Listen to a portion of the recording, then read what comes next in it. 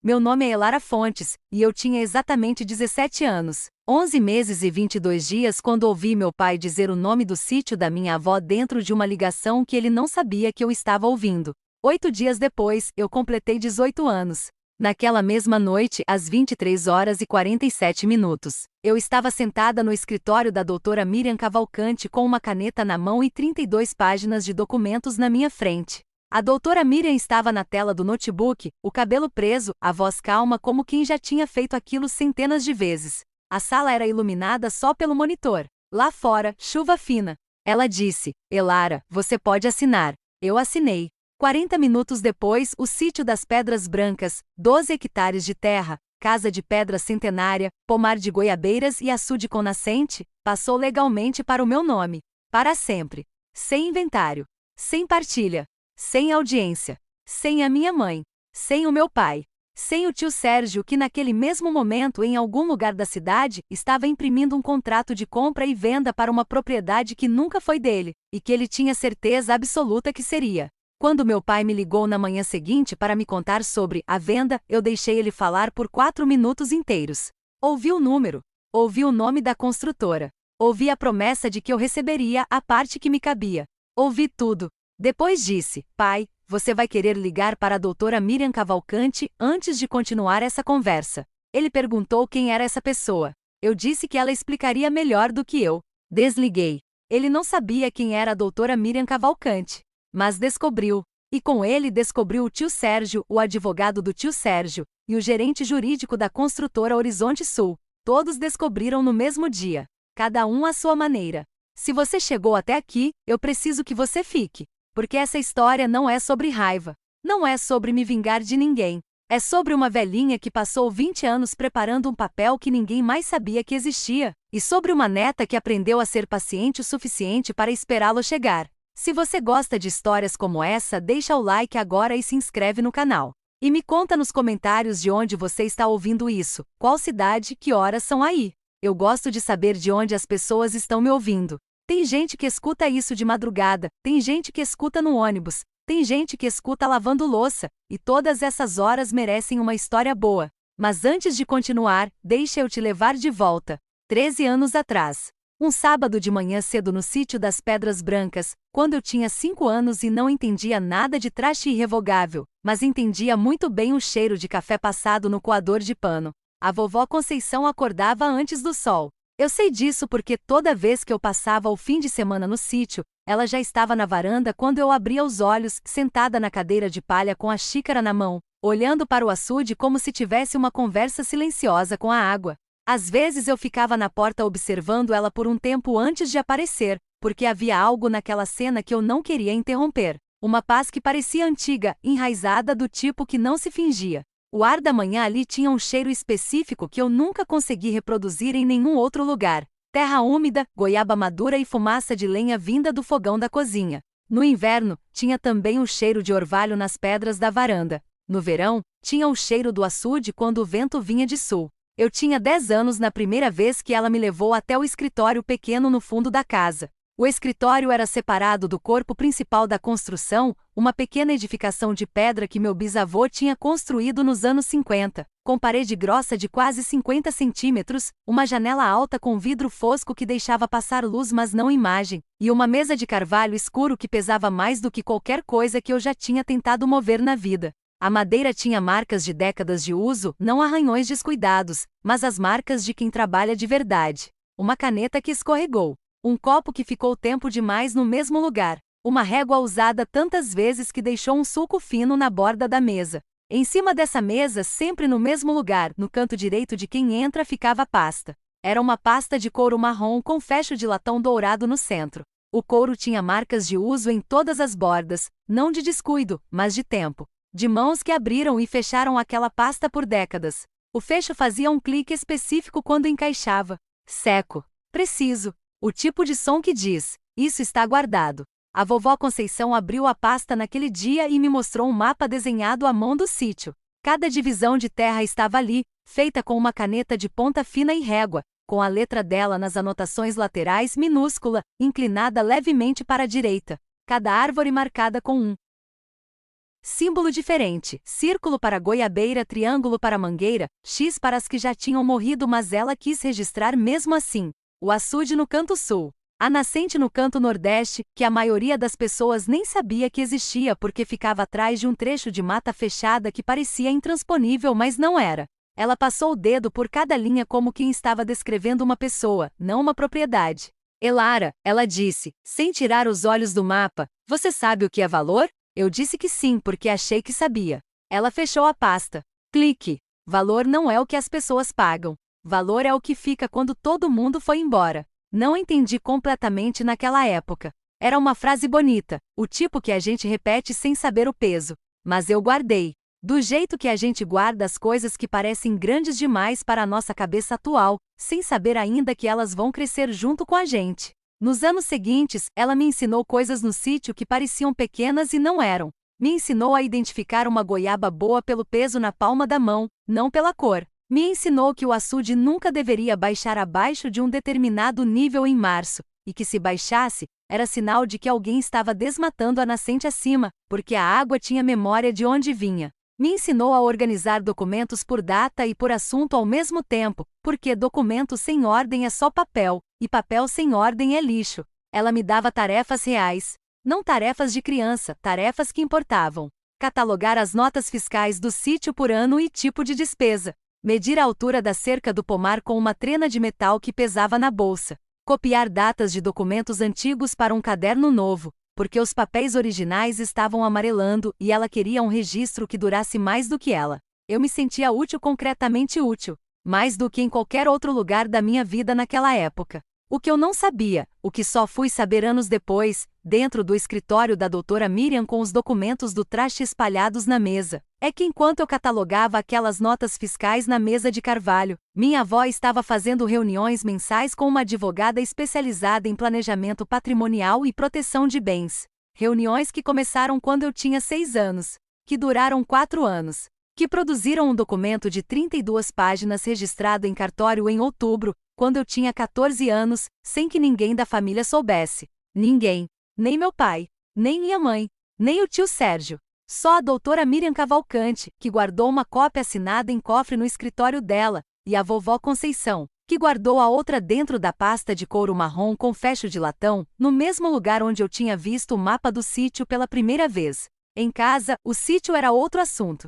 Minha mãe, Silvana, mencionava o sítio das Pedras Brancas do jeito que as pessoas mencionam uma conta bancária que ainda não veio ao nome delas. Sempre com a voz um pouco mais baixa, sempre quando ela achava que eu não estava prestando atenção, sempre com aquele tom de quem está contando com algo antes da hora. Aquele sítio vai valer muito mais em 10 anos, Renato. Com o crescimento da cidade naquela direção, a terra vai triplicar. Era a frase dela, variada de formas diferentes, repetida em conversas ao telefone, em jantares com parentes, em noites quando eles achavam que eu estava dormindo.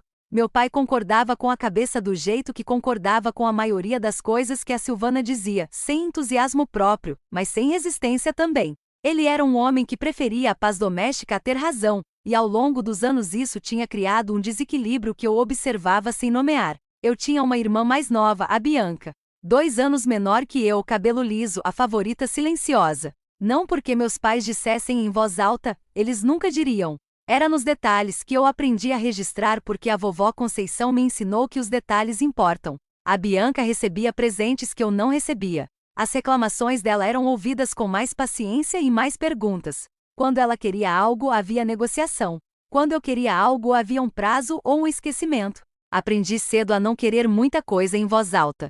Tinha 13 anos quando encontrei a primeira evidência concreta de que algo estava sendo planejado para o sítio sem que eu soubesse. Foi uma tarde de terça-feira. Minha mãe tinha saído para o mercado. Eu fui pegar uma caneta na gaveta da mesa da sala, a gaveta de baixo, onde ficavam as coisas que ninguém organizava com intenção. Embaixo de um catálogo de eletrodomésticos dobrado ao meio havia um panfleto. Imobiliária Central, escrito em azul marinho na capa. Por dentro, uma listagem de propriedades rurais avaliadas na região do sítio. 3 delas com valores circulados a caneta vermelha, a letra do tio Sérgio, que eu reconhecia pelo jeito que ele fazia o zero, fechado demais, apertado. O menor valor circulado era 1,8 milhão de reais. O maior, 2,2 milhões de reais. Dobrei o panfleto exatamente como estava. Coloquei de volta embaixo do catálogo na mesma posição. Fui para o meu quarto. Abri o caderno de escola que eu usava para fazer anotações de organização, o mesmo tipo de caderno que a minha avó me ensinou a usar para os documentos do sítio, e escrevi a data, o nome da imobiliária e os 3 valores circulados. Não comentei com ninguém. Continuei assim nos anos seguintes, observando, anotando, guardando. Vi o tio Sérgio aparecer em casa com cadernos de corretores de imóveis rurais. Ouvi conversas sobre tocar um processo de inventário antes que a situação fique complicada com tantos herdeiros.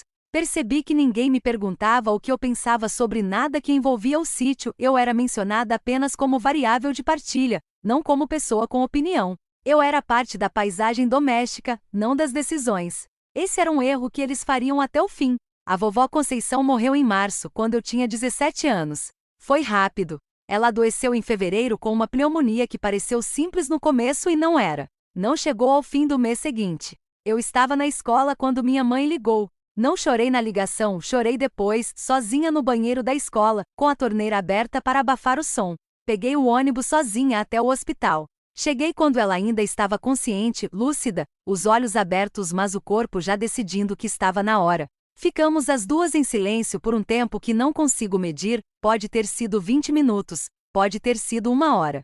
Ela tinha a mão fria, mas firme. A firmeza era dela, não era do esforço. Ela disse: "A pasta está no escritório. O fecho é o mesmo." Eu disse que sabia. Ela fechou os olhos. Não voltou a falar. 2 dias depois do funeral, meu pai e o tio Sérgio foram ao cartório de registro de imóveis verificar a situação da propriedade. Voltaram satisfeitos. Disseram que estava tudo em ordem, que o processo de inventário seria simples, que a Bianca e eu receberíamos partes iguais depois que a questão do sítio fosse resolvida. Não especificaram o que era resolver, mas eu entendi. O tio Sérgio deixou escapar um número naquela conversa, R$ 2.300.000. A avaliação informal que a construtora Horizonte Sul havia feito da área, que tinha interesse em construir um loteamento de médio padrão. Anotei o número no mesmo caderno. Data, valor e empresa, quem disse. 3 semanas depois do funeral, fui ao sítio sozinha pela primeira vez. Peguei carona com um senhor da região que tinha sido vizinho da minha avó por 40 anos e que não fez perguntas, só abriu a porta do carro quando me viu na beira da estrada. Cheguei cedo. A luz ainda estava baixa. Andei pelo pomar sem pressa. As goiabeiras estavam carregadas, ninguém tinha ido colher, e as frutas caídas no chão tinham um cheiro adocicado e pesado que me fez parar por um segundo. Fui até o escritório de pedra. A chave sempre ficou na mesma gaveta da cozinha. Minha avó nunca trancou o escritório para mim. Abri a porta. O cheiro de papel antigo e couro era o mesmo. A mesa de carvalho estava no mesmo lugar. E no canto direito, exatamente onde sempre esteve, a pasta de couro marrom com fecho de latão. Abri. Os documentos estavam organizados como sempre por data, por assunto, a letra da minha avó nas etiquetas. Notas fiscais. O mapa desenhado à mão. Contas de água de décadas. Um caderninho de endereços com capa azul desbotada. E embaixo de tudo, num envelope pardo com o meu nome escrito à mão em lápis, Elara, simples assim, havia um cartão de visita. Doutora Miriam Cavalcante. Advogada. Planejamento patrimonial e sucessório. E embaixo do nome impresso, escrito à mão com a caneta fina da minha avó, em letra que eu reconheceria em qualquer lugar do mundo. Ela já sabe. Ligue quando for a hora. Guardei o cartão no bolso interno do casaco. Fechei a pasta. Clique. Coloquei de volta no lugar. Saí do escritório e fechei a porta com a mesma chave. Voltei para casa sem dizer nada a ninguém.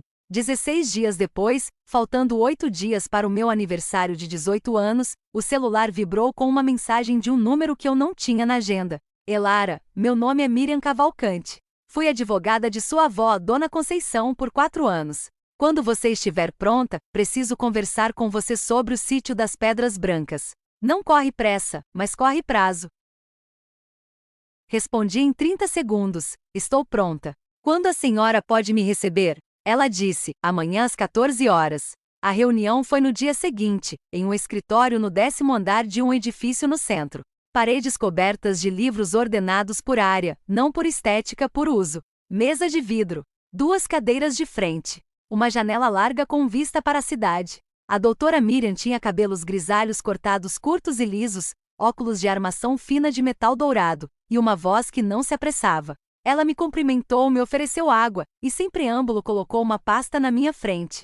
O sítio das Pedras Brancas não estava em inventário. Nunca esteve. 8 anos atrás, a vovó Conceição tinha transferido a propriedade para um traste irrevogável constituído sob escritura pública, registrado em cartório, gerido pela doutora Miriam como administradora nomeada. O traste tinha uma única beneficiária indicada, Elara Fontes, neta materna. A propriedade não compunha o espólio. Não poderia ser vendida, hipotecada, transferida ou penhorada por ninguém, nem pelos filhos, nem por qualquer herdeiro, sem o consentimento da beneficiária depois que ela completasse 18 anos e formalizasse o termo de aceitação de beneficiário. O valor de avaliação atualizado pelo laudo que a doutora Miriam havia encomendado, R$ 2,4 milhões. O traste também incluía um fundo educacional separado de R$ 180 mil, vinculado à comprovação de matrícula em nível superior. A doutora Miriam me entregou uma folha avulsa, papel comum, impressão simples. Era uma carta de instrução registrada junto ao documento do traste. Eu li em silêncio, com cuidado. Não contei aos meus filhos porque aprendi que anunciar proteção é o mesmo que retirar ela. O que Elara vai receber não é um presente, é o reconhecimento de que ela prestou atenção quando ninguém mais prestava. Ela vai saber o que fazer com isso porque eu vi ela aprender. Esses olhos dela nunca perderam nada. Dobrei a folha. Coloquei de volta na mesa. Não disse nada por um tempo. A doutora Miriam disse com a voz quieta: sua avó ficou satisfeita em saber que você havia encontrado o cartão. Ela me avisou no dia que você foi ao sítio sozinha. Levantei os olhos. Ela sabia? O vizinho ligou para ela. Dona Conceição tinha pedido que ele avisasse se você fosse sozinha ao sítio depois que ela partisse. Fiquei com isso por um segundo. Doutora Miriam, alguém já foi ao cartório perguntar sobre o sítio? Sim. Um homem chamado Sérgio Fontes foi ao cartório de registro de imóveis há 11 dias. A atendente verificou o sistema e encontrou apenas a escritura original do imóvel, porque o traste está registrado em nome institucional, não em nome pessoal de Dona Conceição. Ele saiu satisfeito. Fechei os olhos por um segundo. Respirei. O que precisa ser feito antes do meu aniversário? Ela colocou 3 documentos novos na minha frente, cada um com um marcador colorido na linha de assinatura. Isso. Naquela noite voltei para casa com a pasta da doutora Miriam na mochila. Minha mãe estava na cozinha. Meu pai estava na sala. Passei por eles, subi para o quarto, deitei no escuro. Não liguei a luz. 2 dias depois, ouvi o que não deveria ter ouvido, ou melhor, ouvi exatamente o que precisava ouvir. Não foi difícil. A parede do corredor era fina, e o tio Sérgio falava alto no telefone, do tipo de pessoa que confunde volume com autoridade. O inventário vai ser simples, pode ter certeza. As filhas do Renato vão receber a parte delas, simbólica, mas vão receber. A propriedade vai como um todo para a construtora, é mais limpo, mais rápido e todo mundo fica satisfeito. Pausa. O Renato já assinou a autorização de representação, então eu conduzo tudo em nome da família. A construtora Horizonte Sul quer fechar em 60 dias no máximo. Pausa mais longa. A Elara? Que Elara? Ela não assinou nada. Ela tem 17 anos e não entende de inventário. Deixa pra lá. Ele riu. Um riso fácil, de quem está convicto. Continuou. Já tenho o contrato de comissão assinado.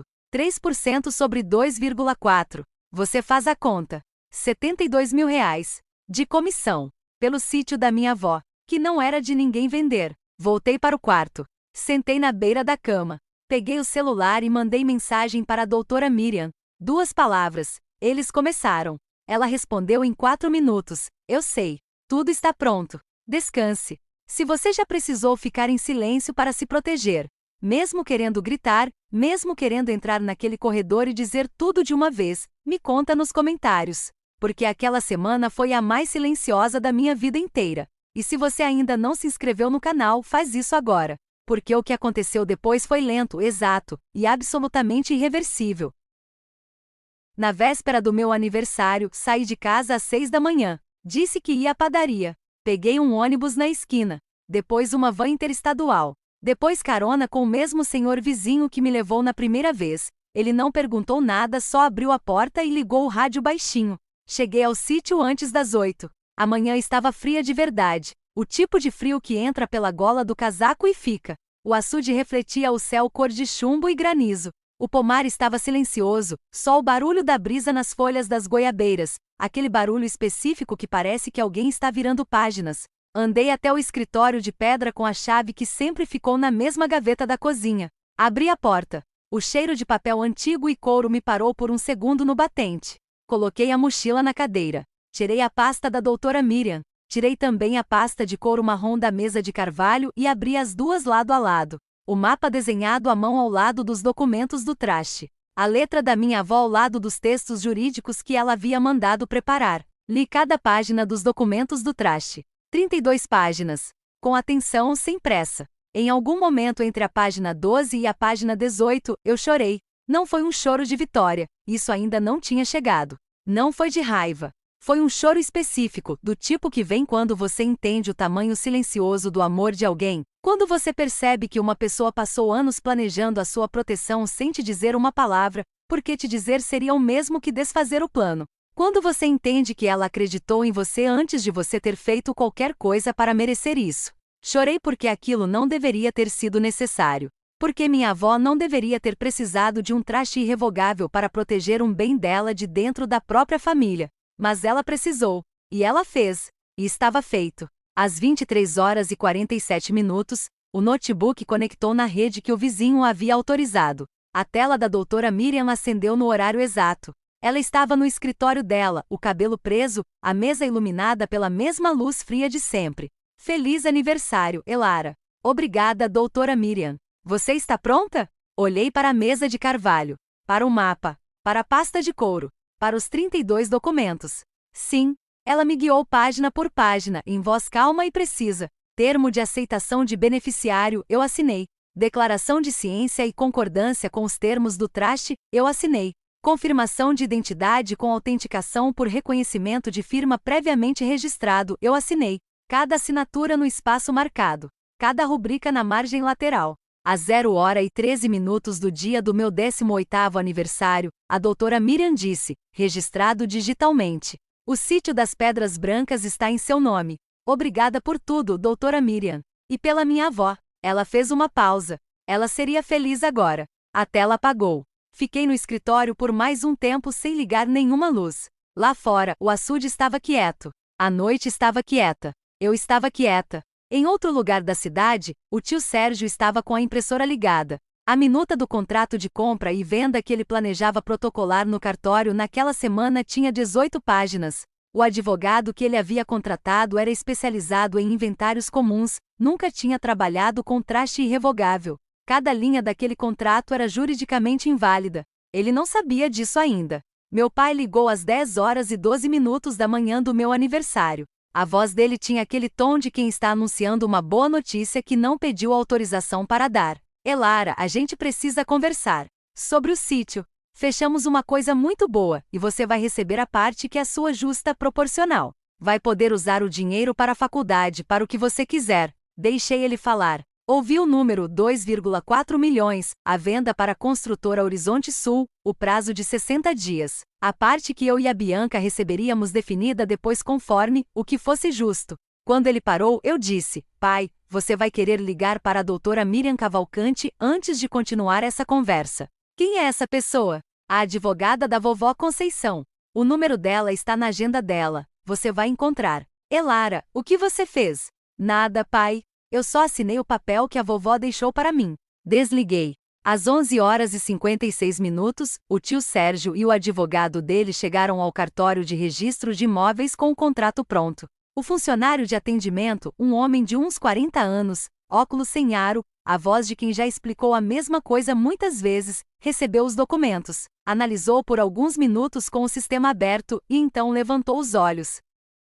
Senhor, esse imóvel está registrado como ativo de um traste irrevogável constituído sob escritura pública. A beneficiária é pessoa física maior de idade que já formalizou o termo de aceitação. Não é possível registrar essa transferência sem o consentimento expresso dela e da advogada administradora. O tio Sérgio disse, que traste? Esse imóvel é do espólio. Eu sou representante legal da família. Não, senhor. O imóvel saiu do patrimônio pessoal de Dona Conceição há 8 anos. Por escritura pública devidamente registrada. A gestão está com a advogada administradora. Ele olhou para a tela. Leu em voz alta, doutora Miriam Cavalcante, OAB.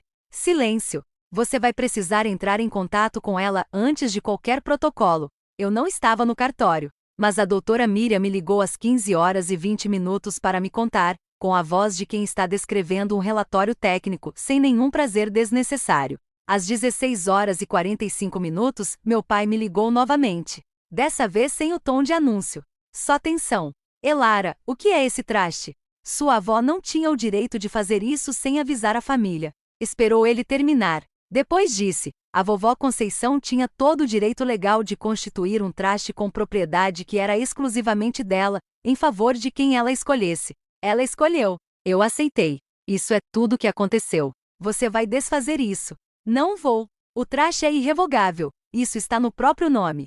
Se você precisar de mais informações, a doutora Miriam pode atender com hora marcada. Elara. Desliguei pela segunda vez no mesmo dia. Às 18h02, um gerente da construtora Horizonte Sul ligou para um número que o tio Sérgio havia fornecido a eles como contato da família. Era o meu número. O gerente se identificou, perguntou pelo status da propriedade para fins de formalização do contrato. Eu disse, o imóvel está sob gestão de traste irrevogável. Para qualquer negociação ou informação sobre a propriedade, o contato correto é a doutora Miriam Cavalcante. Dei o número. Agradeci. Desliguei. 3 dias depois, a doutora Miriam me informou que o advogado do tio Sérgio havia verificado os documentos que ele havia apresentado à construtora como representante legal da família. No contrato de comissão que o tio Sérgio havia assinado, ele se identificava como representante autorizado do espólio, uma condição falsa, porque o sítio não estava em espólio. A construtora, ao descobrir isso, abriu processo por representação fraudulenta e danos contratuais. O tio Sérgio recebeu a notificação judicial em casa, por oficial de justiça, às 8 da manhã de uma quinta-feira. O valor do processo, R$ 72 mil em perdas, danos e honorários, coincidentemente, o mesmo valor que ele havia calculado como comissão. Uma semana depois, meu pai me ligou de novo. A voz era diferente. Sem raiva. Só cansaço e algo que parecia finalmente um começo de reconhecimento. Elara, você pode conversar? Posso. Você vai vender o sítio algum dia? Não. Então o que você pretende fazer com ele? Cuidar. É o que sempre deveria ter sido feito. Silêncio longo. Sua avó. Ela sabia que a gente ia tentar vender? Pensei na carta. Nas reuniões que ela teve por 4 anos sem contar para ninguém. Na pasta de couro, no cartão de visita escondido embaixo de tudo, no mapa desenhado à mão com cada árvore marcada. Ela sabia o suficiente para se preparar. Ele não disse mais nada. Ficamos em silêncio por um tempo. Depois desliguei com cuidado. Se alguém que você amou preparou algo para te proteger mesmo depois de partir, um documento, uma palavra, um plano que você só descobriu quando já era tarde para agradecer diretamente, me conta nos comentários. Porque existem pessoas que nos amam com uma precisão que só entendemos quando a gente cresce o suficiente para ver o tamanho do que elas fizeram. 3 semanas depois, fui ao sítio de manhã cedo. Dessa vez sem urgência. Levei mochila, água, pão de queijo embrulhado num guardanapo de pano. Cheguei quando o sol ainda estava baixo e o açude estava cor de cobre velho. Andei devagar pelo pomar. As goiabeiras tinham frutos, pequenos ainda, verdes firmes, mas presentes. Entrei no escritório. Abri a pasta de couro marrom. Clique. Debaixo do mapa. Debaixo das notas fiscais antigas. Debaixo do caderninho de endereços. Havia um envelope que eu não tinha visto antes. Não estava antes, ou estava tão bem encaixado entre os outros papéis que eu não tinha olhado com atenção suficiente. Pequeno. Branco. O meu nome na frente escrito a lápis. A letra da minha avó quando estava com pressa ou quando queria que parecesse simples. Abri. Uma folha de papel pautado dobrada ao meio. 2 páginas manuscritas com a caneta de ponta fina dela. Ela começava, Elara, quando você ler isso, já vai ter entendido tudo que eu não soube te dizer enquanto estava aqui. Mas deixa eu tentar de qualquer jeito.